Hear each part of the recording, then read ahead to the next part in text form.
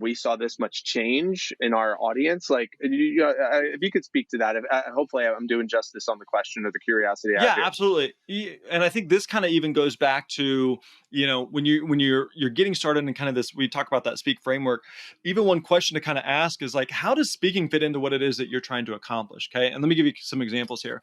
There's a client that we worked with at the Speaker Lab, and their whole business was, they were doing like some coaching and some training. And so what they would do is they would go speak, and they're speaking at 30, 40 events a year, and they were doing all of these for free as lead gen for their coaching business. Now, their coaching business was driving, multiple six figures a year, but it was built upon speaking at the right type of events for free. So on paper, you're just like, well, what are you doing all this speaking for? You're speaking for free. You're losing money. Like, what's the point of that? But that helped build the rest of their coaching business, right?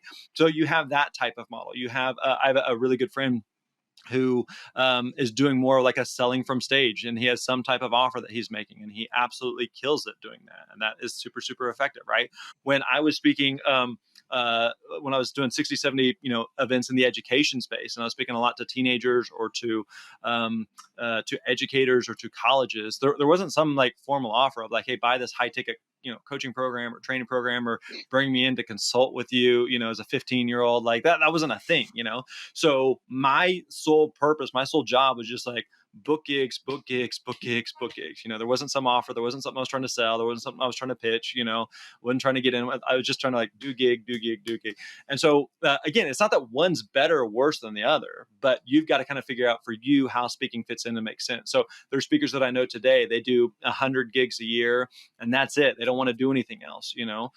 Some speakers that do 5 gigs a year, and they use it as lead gen for coaching, or they use it to sell something else, or speaking is just a very small percentage of what they do. And here's the primary thing that they write books, and again, they all work, so it's really just determined by like, what do you want to do? And know that like that can evolve, but that can change over time. So the way that my business looks today is vastly different than the way that my business looked, 15 years ago. And so know that you have some flexibility there, but also recognize like you can't do all things for all people at the same time. Mm, absolutely.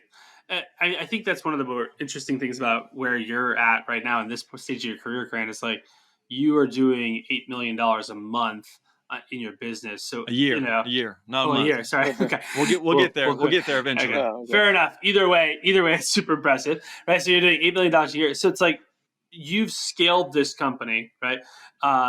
Really on the backbone of your brand and these frameworks. I'm curious if we were to go like general business lessons that you've learned in scaling this business. What are some of the general business philosophies that you'd love to kind of impart to people here? What your last piece of the framework is know when to scale, and it's also how to scale, right? And so teach us a little bit about what you've learned scaling a company to $8 billion. Yeah, good question. There's a few things that come to mind. One is doing the same thing for the same audience for an extended period of time. Okay, one mistake that I see entrepreneurs make is it's just easy to get distracted by shiny objects, and we just kind of bounce from thing to thing to thing. So there are entrepreneurs that probably we all know of who, one day they're doing speaker training, and another day they're teaching how to do TikTok, and another day they're teaching Pinterest marketing, and the next day they're doing, creating products to sell via Amazon, and then they're doing real estate, and you're just like, what are they? It's like the flavor of the week thing, and it's just kind of like you can't really get any traction or momentum just like bouncing from thing to thing to thing. And so I think one thing that has helped us is I've personally been in the speaking industry for 16, 17 years. I've, with the Speaker Lab, we started the company 6, 7 years ago or so, and we've done pretty much the exact same thing the entire time. So there should never be a question of like, what's Grant up to these days? Nope, he's doing the same thing for an extended period of time, right? And so just I think that the longevity and the consistency of that and just showing up time and time and time again makes a big difference. Another thing that I think has helped is, again, solving one specific problem for one specific audience. So the same advice we would give to speakers is the same thing that we're doing today. So I'll give you an example. Like, there are no shortage of opportunities of other things that we could do. Meaning like people who are interested in speaking are also typically interested in writing a book or coaching or consulting or doing a podcast or doing a lot of other things. And I got experience with some of those. Those are some of those things that I've done. I've self-published a book. I've traditionally published a book. Those are things that we could talk some about. But I just know, like, okay, the more we start to do some of these other things, the more distracted we are, and the more we start spinning all these other plates, and it's hard to make progress with any of them. And so I think within our business, I think we've done a good job of just continually saying no. Like, those are all good things. All those things could work. And an analogy, an example I'd like to share is, I remember several years ago that I was interested in real estate investing, just personally, and wanted to do something with real estate investing. And so there's a friend of mine who was doing a ton of real estate investing and just a wizard whenever it comes to this stuff. And so I remember asking him, I said, okay, you have all these different types of real estate investing. You have single family homes and multifamily homes and apartments and commercial and raw land and Airbnb and on the list goes. I said, which one is best? And he said, yes. And I was like, what does that mean? That's not helpful. And he's like, they all work. What you don't find is someone doing all of them, right? So you can find someone who's absolutely crushing it with raw land, and you can find someone who's absolutely crushing it with a certain type of apartment, and like, but you don't find someone who's trying to do everything. And again, that kind of goes back to that, steakhouse buffet. So for us at the Speaker Lounge, like, we're a steakhouse. We help speakers understand how to find and book gigs. Period, full stop. Like, that's what we do.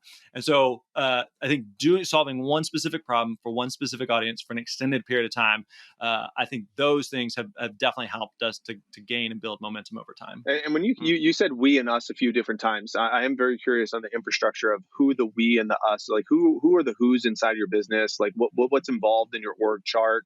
And because you went from a solopreneur speaking 70 times a year to a we and an us business. Who are those who's? I'm curious. Yeah, so we've got let's see here. We got around 30 to 35 people right now on the team, low 30s. And it's a mix of different roles. So we've got, sales team and marketing and operations and coaches and customer support.